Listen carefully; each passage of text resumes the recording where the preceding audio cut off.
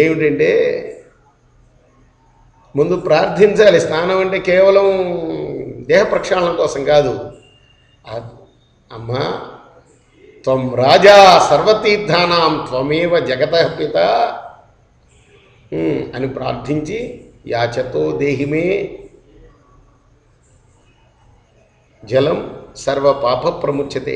శ్లోకం రాకపోయినా అర్థమైనా అమ్మా నువ్వు తీర్థరాజానివి, గంగా అనుకోవాలి మనం స్నానం చేసే నీళ్ళని అనుకొని నా పాపాలన్నింటినీ పోవడానికి నీ జలం నాకు ఇస్తే నేను స్నానం చేస్తాను అని మనం ఇంట్లో స్నానం చేసిన ఒక బకెట్ నీళ్లు పట్టుకున్న తర్వాత అలా ప్రార్థన చేసుకోవాలి గంగని.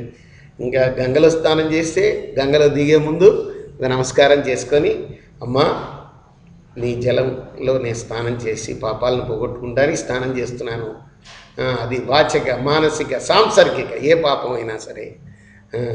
నీళ్ళలో దిగిన తర్వాత కూడా 3 మునుగులు మునిగి గంగా యమున అన్ని నదుల పేర్లు తలుచుకొని 3 మునిగిలు మునిగి మళ్ళీ ఆచమనం చేసి సంకల్పం చెప్పుకునేటప్పుడు కూడా అదే చెప్పుకోవాలి.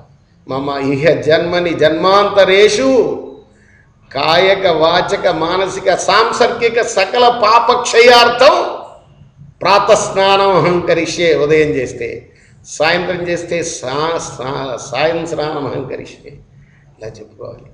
అదేనమాట. అలా పవిత్రులు అవ్వాలి.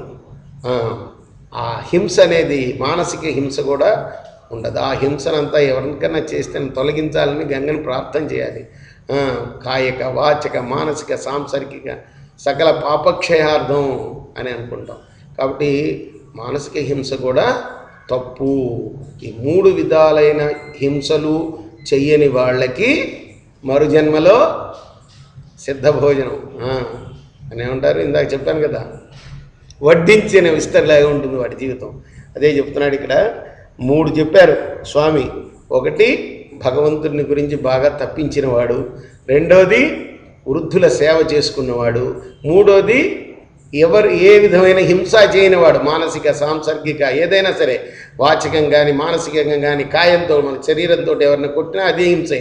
ఇవి చెయ్యనివాడు. ఈ 3 చెప్పారు ఆయన. ఒకటి అహింస, రెండోది వృద్ధుల సేవ, మూడోది చెప్పాలి, మూడోది ఏంటి, భగవంతుని గురించి తప్పించడం.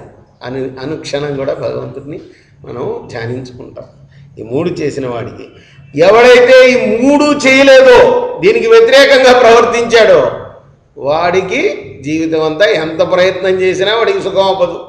ఒకవేళ సుఖం అవ్వినా వాడికి అనుభవానికి రాదు. అది ఈ లోపడే పోతాడు వాడు. ధర్మరాజు అడిగిన దానికి కరెక్ట్ సమాధానం ఒక్క ముక్కలో చెప్పేశారు.